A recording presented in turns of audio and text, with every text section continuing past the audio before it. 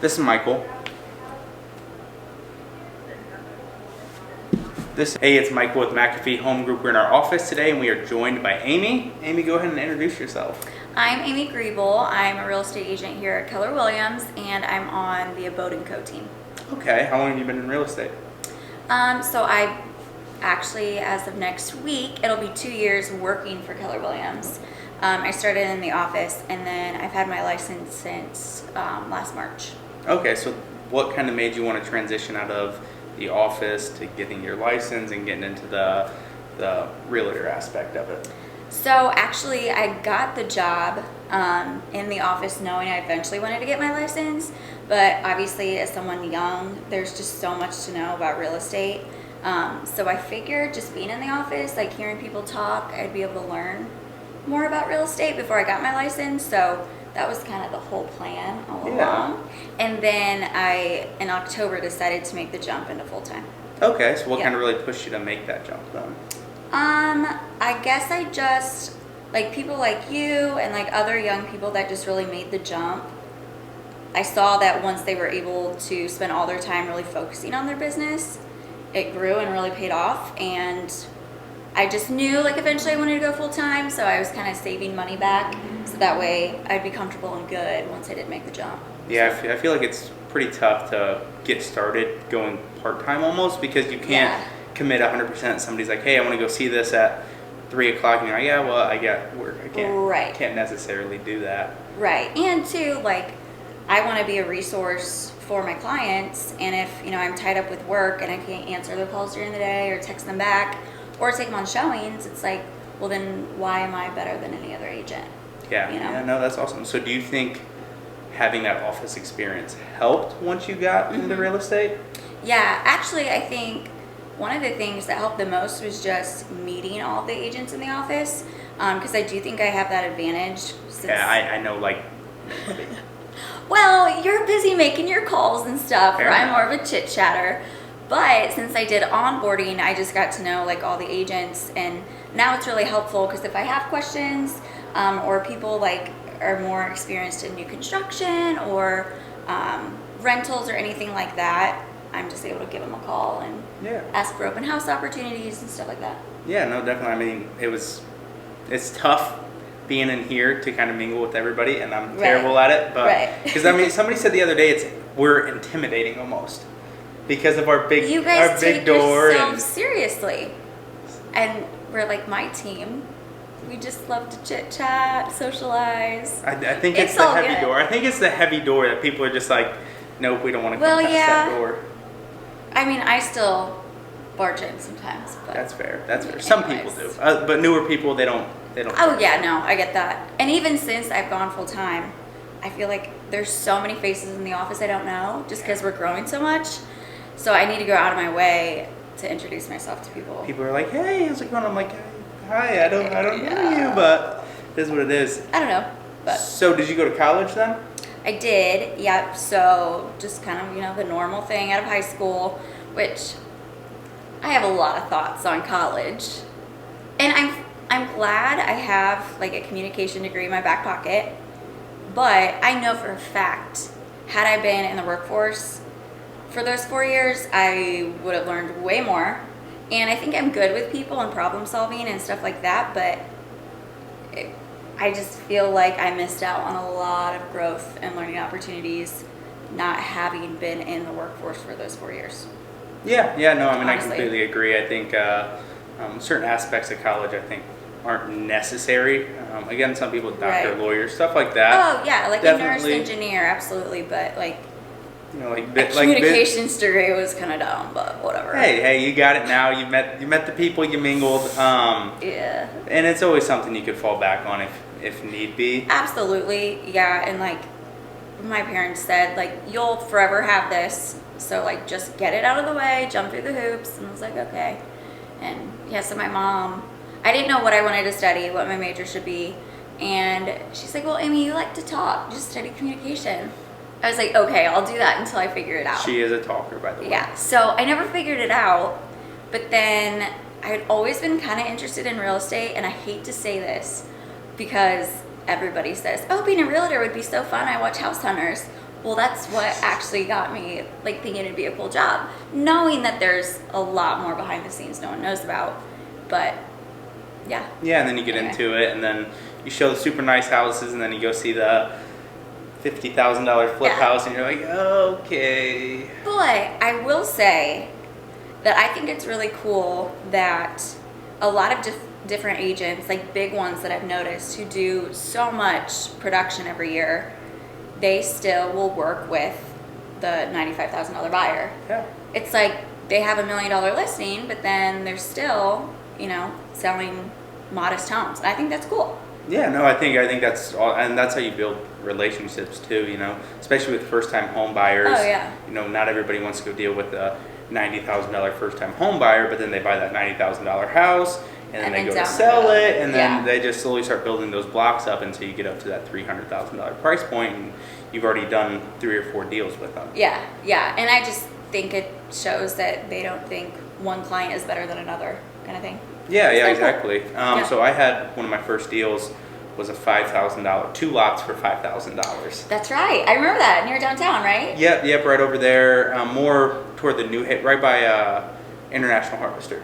Oh, yeah. Yeah, right over there. The guy that I sold him for, he's going to be selling his house this spring and then buying again, and that's going to be a total of close to $300,000 combined off of a $5,000 lot. Yeah, exactly. Yeah, and I feel like sometimes people want to, cut some corners on the lower end stuff where, we still went out there, we did drone photos, we shot a video out there, ran ads with it, all this stuff for something I got paid $75 for after splits and everything. Right. So we did a $500 flat fee, so.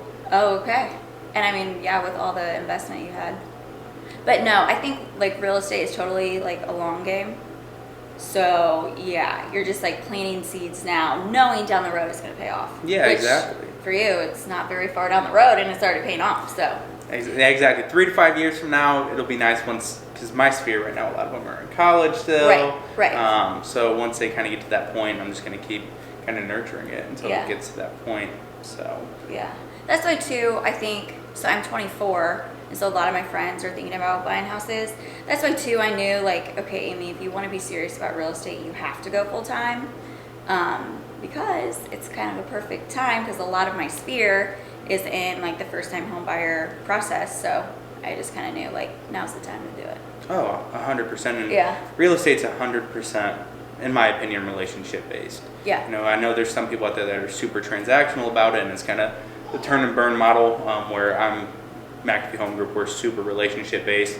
If we can not squeeze that extra $1,000 out to have an extremely happy client, we'll just miss out on that $1,000. Right. Where I feel like some people are just like, oh, okay, boom, boom, boom, and just keep turning and burning it. So. Which is, I don't know, longevity in real estate. Yeah, I'm in it for the long opinion.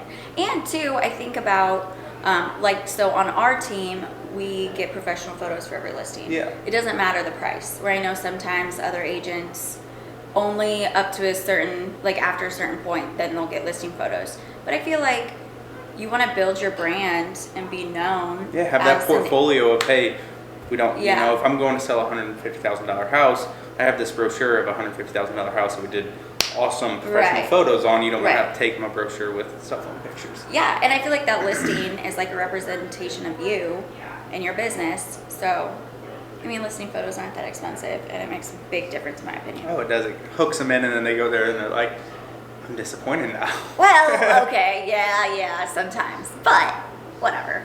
So go ahead. It just gets more people in the door, at least. It does. It does. It gets the views up on Zillow, though. That's right. There you go. So for all the new agents out there that are, just getting started, how long from the time that you went full time to your first closing was it roundabout?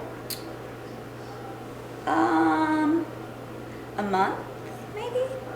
Wow, pretty quick. Yeah. It really. So, all of my business but one deal was after I went full time in October. Okay.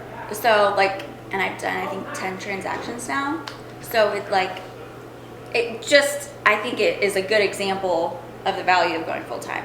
Which some people, they're able to make part time work, but just like for me, it's like once I was actually able to focus on it, then boom, I was able to. Yeah, because once you're full time, you can refresh the hot sheet and Yeah. be on top of it, whereas when you're working full time, you might not have that ability. Exactly. I do remember, I think it would be like in the afternoon, you'd like come back and bug me at my desk. Of course. And you would talk about like newer listings that popped up and I didn't know. And you'd be like, have you not checked the MLS day? And I'm like, no, I haven't had time. And it's like, but as a real estate agent, you need to know everything that pops up. So.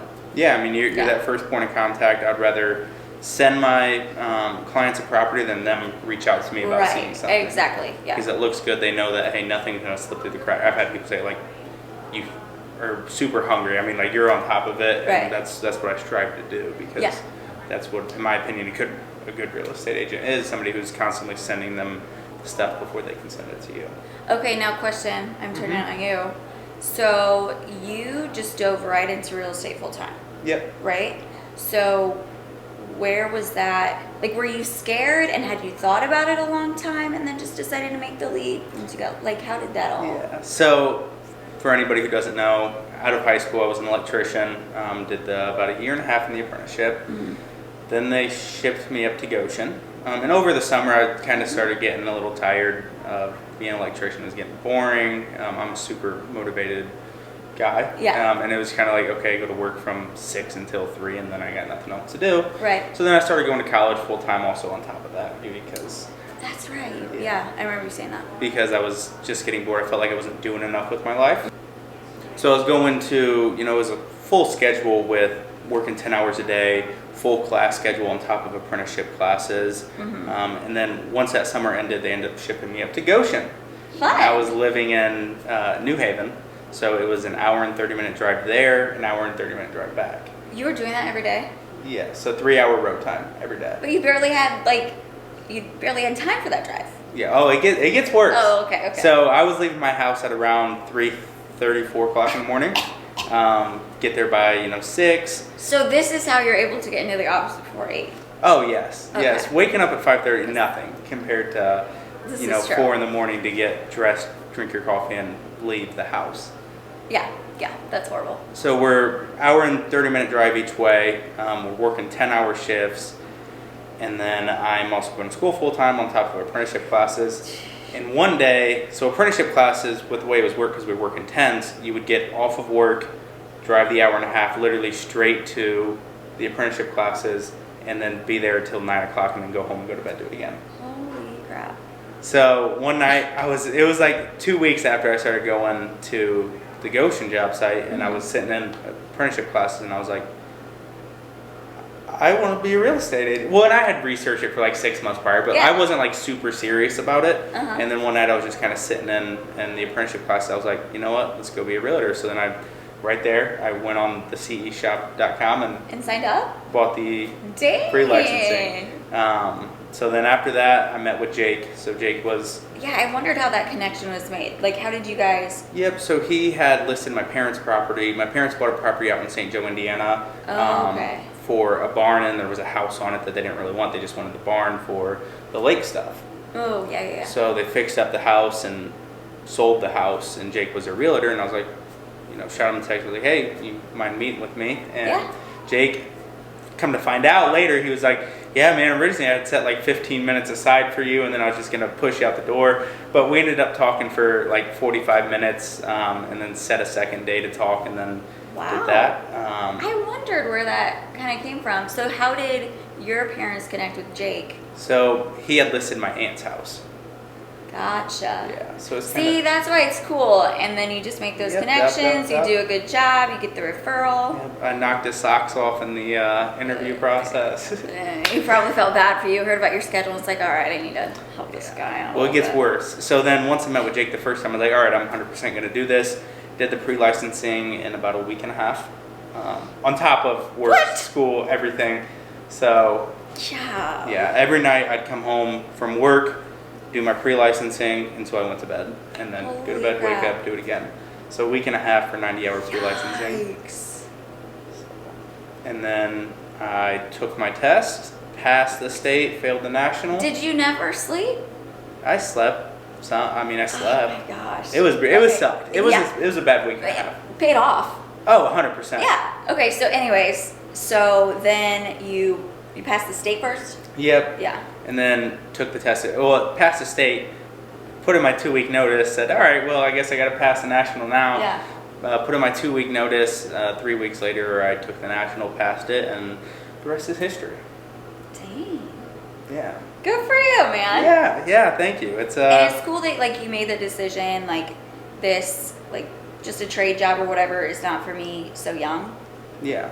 And figured that out. Yeah, well, part of it was I saw, a lot of the people that were in the trades, and I loved working in the trades. It was a lot of fun, a lot of great guys, but a lot of them was like, it just felt like it was their only option because like a lot of them had kids young or something like that, and it was just kind of like that. And I was like, it'd be nice to get out there and at least experience. I know going back and being an electrician is always something that's going to be available. Mm-hmm. So why not go try something else? Yeah, and now too, you know more about like the technical side of homes and stuff that I don't.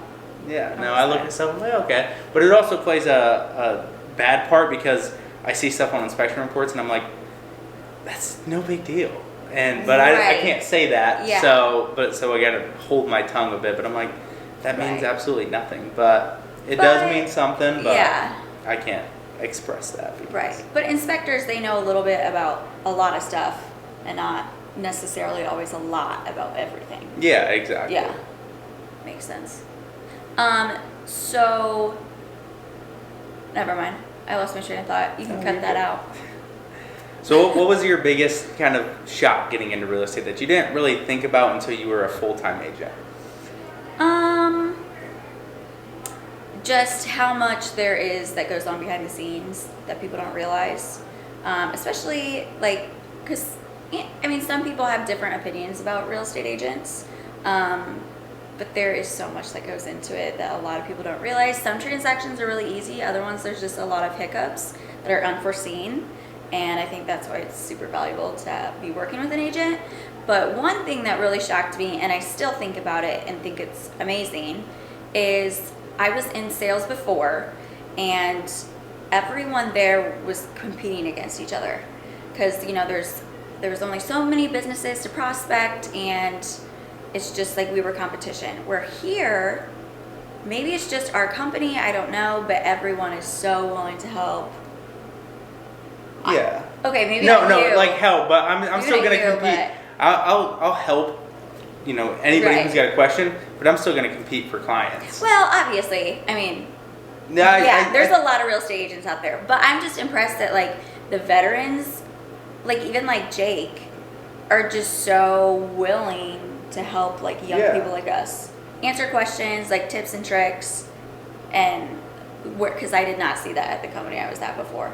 It was just kind of like everybody for themselves. Yes, cutthroat. You'd ask a question and they weren't really wanting to answer. So here it's So is that also your favorite part of being in real estate, or what's your favorite part about being in real estate? This is probably a very typical answer, but the flexibility is really nice. I work more than 40 hours a week, but I can kind of choose when I do the work. As opposed to that's the biggest lie real estate agents tell is we make our own schedule. You don't. Realistically, from my point, you're more structured than I am. But like the thing is, with making your own schedule, you're making your schedule around your client's schedule. You're not like you can make your own schedule, but right. Like I think people just word it so much. I think they should use the word flexibility instead of make your own schedule. Is that what I said? I think I said flexible. No, you did, but a lot of people say make your own schedule. So you weren't wrong. Which is you really don't, because unless you don't want to do any sales. Your schedule is whatever your client's schedule is. Yes. Which I think is nice, at least for the both of us, because we don't have kids and we're young, so it's like we have a lot of time. Yeah. So like it's not like we have to report to somebody or have kids we have to worry about. So if somebody wants to see a house at 8:00 at night, just on a whim, we can. Yeah. No, it's great. I think it is one of those things that is either a kind of sink or swim thing. Because you have to manage your own time. Nobody's like barking down your throat like you need to go make these dials, you need to follow up with these people, all that stuff. Right. That's why though I love being on a team, because I have somebody that holds me accountable, and so we meet weekly, and she's like, okay, how many people did you talk to? Like, how many appointments did you have? And yeah, it helps me because it's good for me to kind of have that person. No, I Keeps me in line. agree. Coming into the office every morning is so fantastic. I absolutely love it. I get here at about 7:15 in the morning. Make a video, Good check the for hot you. sheet. I can't do the evening work from home. person. Do you work from home all the time? So, Well, not all the time, but most of the time. I would say most of the time, yeah. I typically, at some point in the day, I come into the office. Usually it's later and a lot of times in the evenings when no one's here. The problem is, it's not a problem. It's just a fact. Our team is very talkative. They are. And so when I come into the office, I don't get near as much done as I would at home. So yeah, I just... You guys don't have the iron gate to block everybody No! off. So we need to take this office over. You can do that. Yeah, that's what I've heard. We're going to be out of here. Yeah. So we're going out north. Just exciting for you guys and exciting for us. I know. Everybody's happy because they won't have to hear my loud mouth anymore. But also, too, the problem is just us and a team. We just chit-chat too much. Which, whatever. You guys do have we'll a lot work of... on it. You guys do have a lot of talkative people. Yeah. We get the chit-chatting sometimes, but not too often. Yeah, I know. You're more disciplined. We are. So, funny side note, you can just cut this out, too, if you want. What we do to make sure we're drinking enough water every day, because that's important, is, you know, the song Thunder, like Thunderstruck? Yes. Yes, we do that with water. Oh my goodness. Hey, it's good. We played that up at Boyne in the hot tub See? with everybody, with the group that we went with, and a bunch of random strangers. Well, we're a little more mature. Okay. Yeah. Sorry. Yeah. Who We plays- like to hydrate, not Who dehydrate. plays Thunder in The Office? Okay. That was my idea, yeah. I could see that. I very well could see that. Anyway. Where do you get a lot of your business from? Do you tap into your sphere a lot? Lots of cold calls or what? No, just pretty much all people I know, talking. Everyone, when they find out you're a real estate agent, typically thinks it's cool, has questions, and it just comes up in conversation. Or like one of my best friends, she's an accountant, and she gets so annoyed because we'll be places and they'll ask like what we do, and I say, and everyone's like, oh, that's so cool, like I've been thinking about buying a house, blah blah blah. Where she's like, yeah, I just say I'm an accountant, and then they just, cool, and that's about it. So I just try to make it as natural as possible, and I'm involved in a lot of different stuff and do a lot of things socially, so that helps. Yeah. I mean, that's one part I struggle with is the whole sphere side of things. I am You can get better. pretty atrocious at it. Now give me a cold call sheet, boom, I'll smack my way through that thing. Give me a cold call sheet, I'll stare at it for 30 minutes and The biggest thing, you just got it's random stranger. It's so much more awkward talking to people I know asking them about real estate than some random stranger. you think? Oh, 100%. I'm never going to talk to you like that lady that just called me, all mad because I was circle prospecting. Yeah. I'm never going to see her again and talk to her. Yeah. Yeah, see, kudos to you, because I couldn't do that. It's just, different strokes. Although, It is. yeah, for now it's working, but you never know. And then especially too, like when the market changes, it may not be so easy. So I should probably implement some things like that in my strategy, but Yeah, when the You know. time comes, it comes. yeah, You know? that's right. For So- now. So what's your least favorite part about real estate? I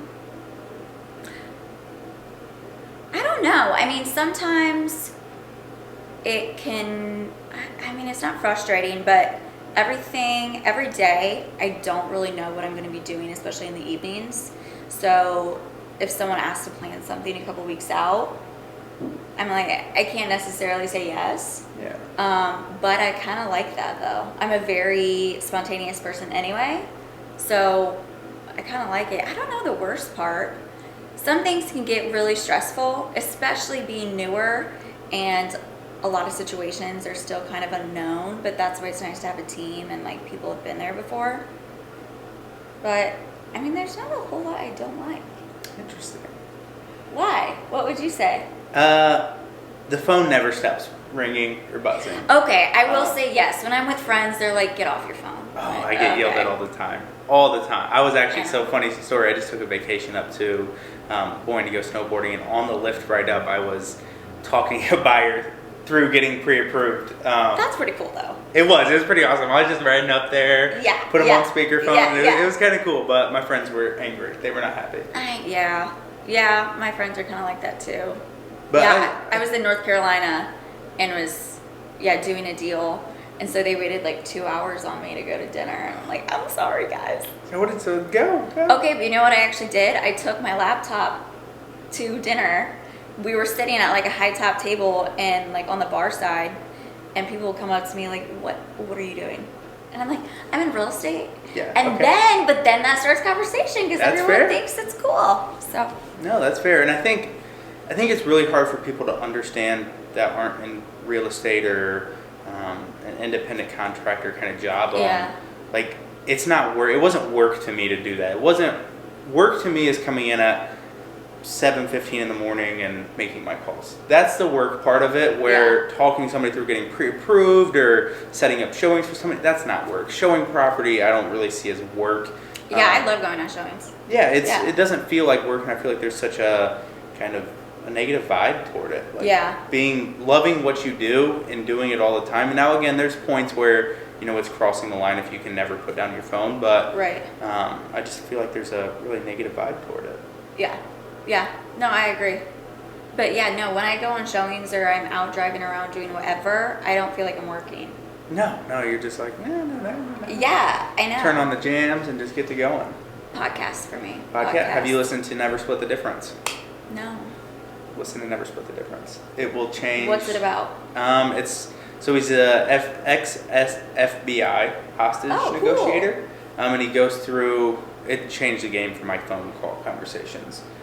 So like the biggest one is asking open-ended questions, just how to like phrase them. So if somebody registers on my website, I call them and then I shoot them a text. It's not, do you have time for a chat? Because that's a yes or no. When's a good time for you? When's a good time to chat? Then they have to go, and it works so well, especially with for sale by owners. You just ask them those questions like, do you have what's your timeline for getting this sold by? Yep. And then you would be amazed at how much they just start spewing out. And when you ask questions about people like talking about themselves. Oh yeah. Yeah. So I'm sure sometimes you're probably on the phone with somebody way longer. Jake calls it. Jake's like, I'll hang up off after a long call. He's like, you just make a new bestie. I'm like, yeah, that was a bestie. Well, I mean, sometimes too, if people are lonely, like they probably appreciated it. Yeah, no. So it never split the difference. Listen to it. But the thing that's funny, so I do listen to a lot of podcasts, kind of like, I don't want to say self-development and like business and stuff, but that kind of stuff is, so I studied communication, so we would have like leadership in communication and like conflict negotiation, like those were the kind of classes I took. I learned way more from podcasts and just in real life situations, just dealing with people than I ever did in college. That's crazy. I'm not saying where I went because I don't want to badmouth them, but I'm just saying. So you could have got a YouTube education. Yeah. There is no limit to what you can learn on the internet. That is great. And the nice thing about Never Split the Difference is he uses real life, his like past experiences on how when he used these in the situations, the story, so it really brings it around. Yep. So listen to it. It's a good one. It changed the way I do things. So you have a degree in yes. From podcasting, pretty much. Yeah, that's what I used to do when I was in construction work, with throwing the Joe Rogan Experience all day. I can't get into that. Oh, really? No. I don't listen to it anymore. I really don't listen to a ton anymore. I went through a huge like self-help phase and listened to all this, and then I just kind of realized. Now you realize you don't need help? Is that your thing? It's all the same underlying talking points. Yeah. Which is do it. If you listen to it, it is all do it. It's all it comes down to, and that's why I use the 3-second rule. What's that? So let's say I don't want to call somebody, and you know how you sit there and you think about it, you're like, all right, I'm going to do it. And then your mind starts talking. That's my problem, is I think about it too much. So you go, and I use this in so many situations in life. You're like, you have this situation, and you're like, 3, 2, 1, and then you just do it. You don't think. You get the number dialed up, and you're just like, 3, 2, 1, hit the dial button, and then it's too late. I need to do that. Because it doesn't allow your mind to trick itself and tell you every way that this could go terribly wrong. Right. I need to use that So just 3, 2, 1, boom, Okay. do it. next That's week. it. Start it this week. Start it tomorrow. Let's see, I'm going to Top Golf tomorrow. Oh, wow. Nice yeah, little no, I'm not. vacation. I wish I was. So we'll get to kind of wrapping this up here. So what is your goal for 2022, if you don't mind sharing? To you, it's going to be a very modest goal, I'm sure. But I'm the type of person where if I put too much pressure on myself, then I just freak myself out. 20 transactions. Okay. Don't really have a medium price point that I'm going for, so it's not like a production, like volume amount, just 20 transactions. Okay. We'll see. So is that from like January 1st to December 31st, or is it from when you went full-time to when you went full-time? Nope, January 1st, December 31st. Okay. So, Awesome. No, I think that's definitely doable. That's a little under, I did 22 last year, so I mean, in my first year. no big No, deal. that was not a brag. That was saying like that's definitely Actually, yeah, achievable. and you killed it. So if I had 20, I didn't. I'm Michael Jr., I guess. So do you have any kind of last words for anybody who's thinking about getting into real estate agent, or any new agents, anything? Piece of advice from jumping into it? I would say sometimes it can get overwhelming. Just because even like seasoned agents like Jake, I'm sure they probably would say the same thing. You will forever be learning. Like every situation is different. Like laws change, like all kinds of stuff. Like you're forever be learning. So like have a growth mindset, because like I love to learn, and honestly I love being like in class and like taking notes and stuff. So I feel like if you're that type of person, and you like to talk to people and stuff, this is a good thing for you. Yeah, and just so everybody knows, I had a point where I had a bunch of bad transactions going on one time, and I sat in my car and I was driving, no music on. That's how you know it's bad. Just complete silence. Oh yes. I you thought do to know it's myself, bad. and I was like, do I really want to do this for the rest of my life? But it ended up working out. So it gets better. You're gonna have rough deals, and then Yeah. you're gonna have these ones that are just like so smooth. Yeah, that it's I insane. know. Yeah. And then it's great, and you're at closing, and buyers and sellers are chit-chatting, and it's just great. Yeah, and then you got the ones that are complete train wrecks, and you're like, do I want to do this anymore? Right. But you'll hey, have that. Exactly. So I appreciate you Yeah. stopping by today. Yeah, absolutely. So. All right. Thank you.